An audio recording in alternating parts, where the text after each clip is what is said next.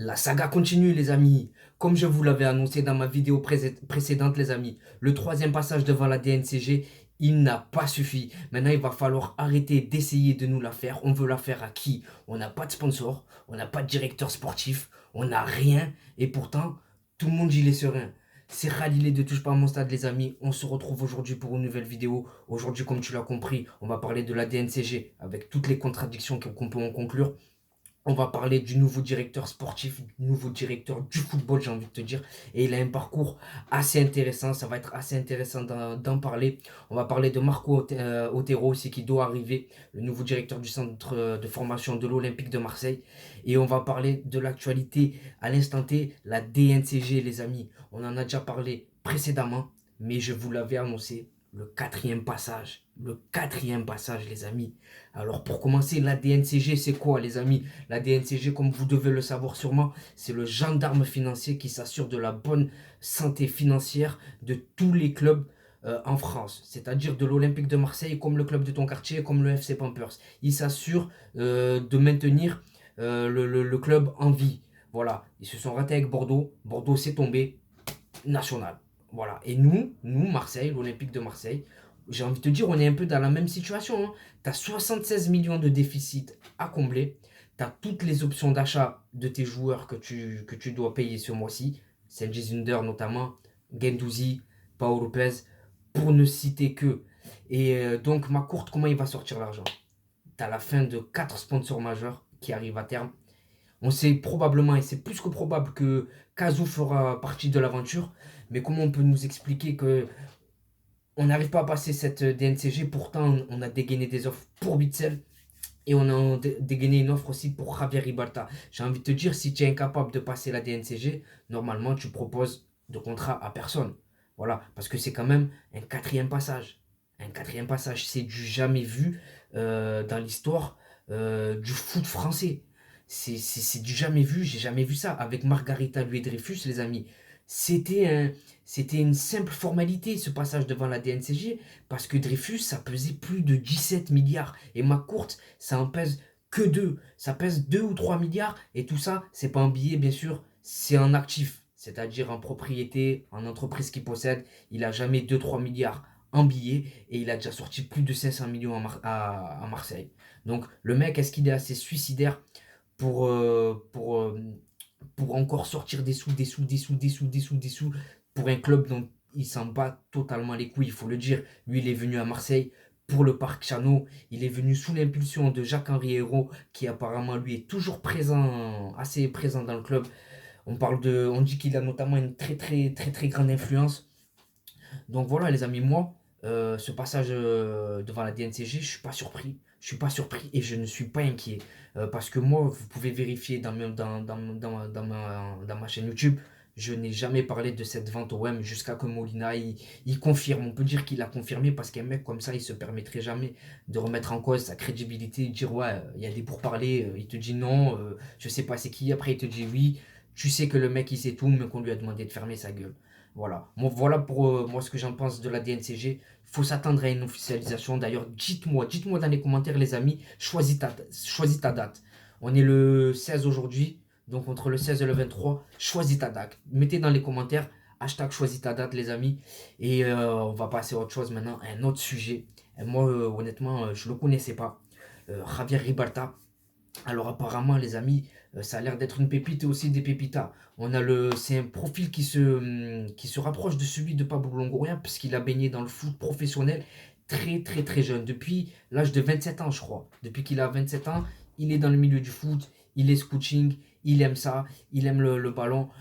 Donc voilà, en plus pour la cohésion de travail, parce qu'on parle souvent le vestiaire s'entend bien, le vit bien, mais que dans les bureaux ça vive bien, c'est aussi important que ça vive bien dans le groupe, parce que si dans les bureaux c'est la merde, personne n'y peut se voir, forcément ça va se ressentir sur le terrain, tout le monde y va s'en battre les couilles. Donc voilà, déjà moi c'est mon premier plus pour Javier Ribalta.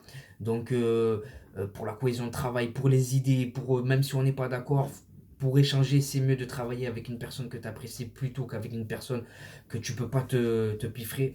Donc Javier Ribalta, c'est un monsieur qui a commencé au Torino.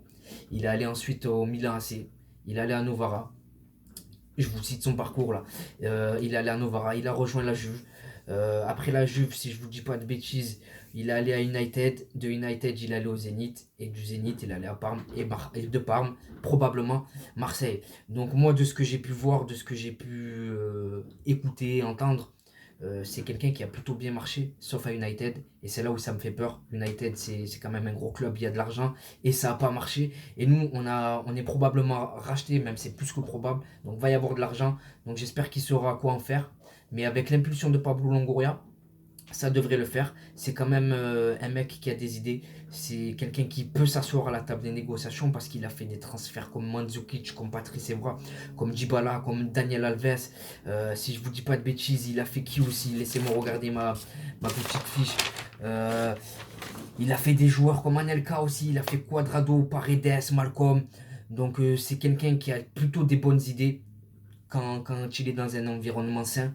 Moi je pense qu'à Marseille, ça peut que, que marcher. Il a 41 ans. En plus, il est plus que directeur sportif puisqu'il va être directeur du football. Donc, on a vu dans la Provence ce matin qu'il va y avoir du changement dans l'organigramme. C'est bizarre. Voilà, c'est bizarre, les amis. Attendez-vous à une officialisation d'ici peu et vous pouvez en prendre les paris. Donc, je vous le redis dans les commentaires. Hashtag choisis ta date pour l'officialisation, les amis. Parce que vous pouvez être serein. Les supporters, déjà les groupes de supporters, si on serait en danger, si l'existence de Marseille serait en danger, ils seraient jamais stoïques comme ça, insensibles, passibles, impassibles, c'est-à-dire ils réagissent pas. Donc on sait aussi qu'ils ont, pour OM Nantes, si je dis pas de bêtises, les South Winners, ils ont notamment annoncé la vente de l'OM, Samia Gali. Donc les amis, ne paniquez pas, c'est fait, il n'y a plus qu'à patienter. Juste les pistes sur lesquelles on se penche, c'est plus du tout la même. Luis Muriel, Axel Witsel, Nicolas Gavi, Correa, c'est que des joueurs on est passé un niveau au-dessus, les amis. Se battre avec Nancy, Metz, Saint-Etienne pour un joueur, c'est fini. Maintenant, on se bat avec l'Atlético, avec Benfica, avec Arsenal, avec Manchester, et on arrive à les devancer. Alors, je veux bien que le travail soit bien fait, mais dans le foot, tu peux bien travailler, mais sans argent, tu fais rien. Voilà, qu'on soit d'accord, hein. Comme il dit Kylian Mbappé, le football, il a changé maintenant. Donc, euh, donc voilà, les amis, moi, je suis serein, je suis serein. On est en Ligue des Champions en plus, j'attends le tirage avec impatience. J'attends le tirage avec impatience parce que je pense que on échappe aux 3 ou 4 déjà. Mais je pense qu'on va avoir de l'ambition, qu'il va réellement se passer quelque chose. Je te dis pas qu'on va la gagner, hein. Mais nous, on n'est pas Paris, on a l'habitude quand même de jouer la Coupe d'Europe, même si ça s'est mal passé les 2 dernières fois. Mais c'est normal. Quand tu vas en Ligue des Champions en touriste, tu te prends des valises. Des clubs comme City, c'est des grands clubs, hein. Mais pour encore être plus performants dans cette compétition, ils achètent des Haaland qu'ils additionnent avec des Silva, Mahrez, Sterling. Et nous, on va y aller avec Luis Enrique, avec Mohamed Ali Chou. Ça serait suicidaire. Et pour l'image de notre projet, de notre club, de notre ville, ce serait pas bon. Ça serait pas bon. D'autant plus que Jorge Sampaoli et Pablo Longoria, sur ça, ils sont sur la même longueur d'onde. Donc, on veut renforcer l'OM. On veut pas faire de la figuration. Les 0 points, les felfla, c'est fini en Ligue des Champions et même en Ligue 1. L'OM va redevenir un club respecté, même si on est encore respecté. Mais en Europe, on va revenir s'asseoir à la table des grands. Et moi, j'y crois, parce qu'en fait, voilà, il n'y a plus qu'à patienter. Voilà, avec tout, moi, je suis pas notaire, je suis pas avocat, je suis pas avec eux quand ils parlent de la vente, mais il y a des choses que je trouve cohérentes, que je vois défiler sur Twitter. La vidéo de Romain Molina, je la trouve cohérente aussi, et la vidéo de Thibaut Vizirian, je la trouve cohérente aussi. Ces vidéos, donc voilà, en plus on doit avoir l'arrivée de Marco Otero aussi, si je vous dis pas de bêtises les amis. Marco Otero, directeur sportif du FC Valence, club historique en Liga, qui connaissent des difficultés depuis le rachat de leur club par Peter Lim. Apparemment les négociations elles seraient un peu compliquées, ils veulent pas le lâcher comme ça. Longoria il a une deuxième piste en Italie, donc moi je fais confiance à Pablo Longoria, les yeux fermés. Surtout que Apparemment, Marseille, ils ont donné l'ordre d'acheter que des pépites maintenant dans notre centre de formation. On veut que des joueurs confirmés, prêts à être, euh, j'ai envie de te dire, prêts à être disponibles dans l'immédiat. Voilà. Donc voilà. N'hésitez pas à me dire ce que vous en pensez, vous, dans les commentaires, les amis. On est déjà 325 abonnés sur la chaîne. Je vous remercie. Donc, merci pour la force, les amis. Si on peut rush les 400 abonnés maintenant, ce serait avec le plus grand plaisir, les amis. Donc, quand la saison elle va reprendre, j'ai un petit projet sur YouTube pour vous et je vous en parle prochainement. Donc, les amis, passez une bonne journée. C'est la fin de cette vidéo et au revoir, la famille.